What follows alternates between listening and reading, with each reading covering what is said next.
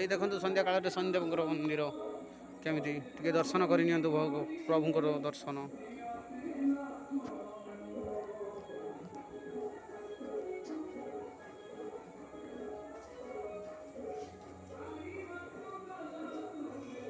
ये साइड रे बजरंगबाली अच्छा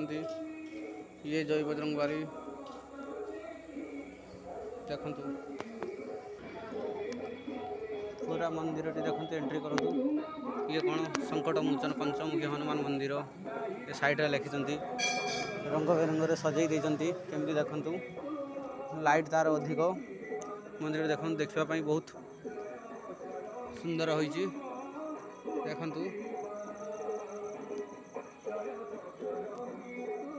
पानी व्यवस्था होती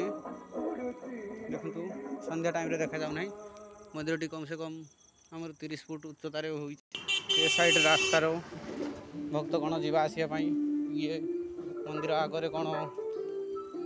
यज्ञ कुंडना कौन कर देखु ये साइड देखु ये मो सांग जन आसुँच भल कि देखी जातु केते सुंदर लाइट एरिया टी देखु संध्या काल देखा जाऊना कि बहुत आकर्षित करुच्ची अति सुंदर जहाँ कहते ये मो सांग जड़े देखु